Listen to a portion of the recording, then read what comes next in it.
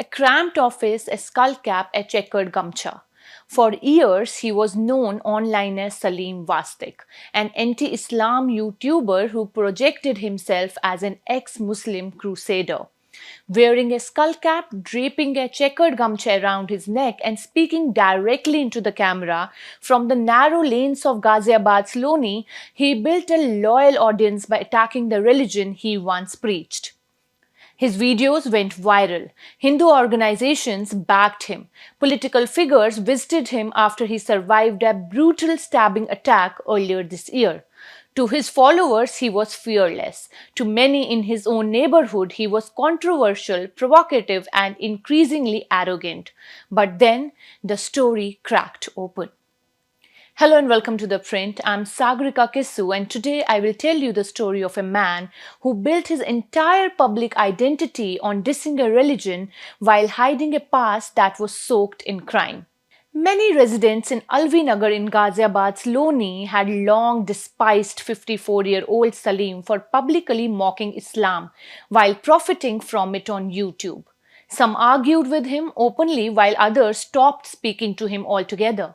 Yet few knew that the man was not Saleem Wastik but Muhammad Saleem Khan, an absconding convict sentenced to life imprisonment for the abduction and murder of a Delhi teenager 31 years ago. On April 25th, police arrested Khan in connection with the 1995 abduction and murder of a 13-year-old Sandeep Bansal, son of a Delhi-based cement trader. Investigators allege Saleem, a former Maulvi, was arrested 2 years later with an associate and absconded after securing interim bail in 2000. He then fabricated his death in official records and resurfaced years later as Saleem Wastik, an anti-Islam crusader on a mission to expose the religion online. His videos, often titled Ex-Muslim Exposing Islam, regularly targeted Islamic practices and attempted to provoke outrage. In one video that garnered over 94,000 views, Saleem warned Hindus against eating at roadside establishments during the annual Hindu pilgrimage Kawad Yatra. Quote, "They, Shia Muslims, spit in the food or smear underarm sweat in the food," he claimed. जो सिया हैं ये special है थूकने के अंदर, जो सिया मुस्लिम है ये खास तौर से इस सिया के अंदर भी कई बिरादरी हैं, तो ये बिरादरी ऐसी है, ये किसी को आप कुछ भी दोगे ना अदर धर्म का लोग होगा तो 100% ये उसमें गड़बड़ी करेंगे, या तो थूकेंगे या पसीना लगा देंगे, जैसे कोई चीज खाने को देंगे बगल का पसीना, ये आपने वीडियो देखी होंगी ऐसी. His arrest has since unsettled both the locality that ostracized him and the Hindu leaders who visited him after he survived a stabbing attack earlier this year, exposing the double life of a man who allegedly reinvented himself through outrage, religion, and social media. For Hindu Raksha Dal, a Hindu outfit which rallied behind Saleem after the attack, the revelation felt like a betrayal. Yet, the organization still attempts to separate Saleem's past from the identity he later built online. Quote, "We are deeply affected by the fact that he killed a Hindu boy, but what he did was when he was a Muslim. Now, as an ex-Muslim, he had repented and was speaking against his religion," said Pinky Chaudhary of Hindu Raksha Dal. Quote, "From now on, we will carry out proper background checks before extending support to someone." But before his social media turn, Saleem worked at the Waqf board as a Maulvi. Residents say in one of his video interviews, he claimed he had also worked at a shrine in Ambala. "That's where atheism was born in me," he said in one of his interviews. Quote, "I began telling people that a shrine is just a grave covered with cement and plaster. It reached the Waqf board and they dismissed me." As his videos gained traction online, residents say that both his behavior and finances changed rapidly.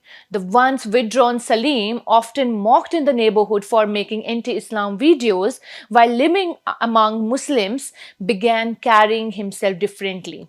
Neighbors claim Saleem began earning nearly 80,000 a month through YouTube. He bought a plot in Ashoknagar and opened an office. That office now remains shuttered. At his brother-in-law's home in Loni, relatives insist that they repeatedly tried persuading him to stop making the videos before eventually ending ties with him. Quote, he was fine until 4 years ago, then something changed, as if some jinn entered him. He started making these videos. We faced a lot of backlash because of that, said Saleem's sister-in-law. Another quote, every day we would make him understand, but he won't listen. Soon, Saleem's wife and son also stopped living with him after repeated fights. His son Usman was pursuing Jamaat education at a madrasa while his father continued uploading videos attacking Islam. But how did the police crack this dead case open? It began, as many investigations do, with a case which seemed already closed.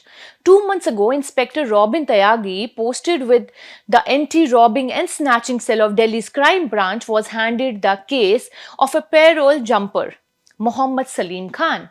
On paper, there was nothing to chase.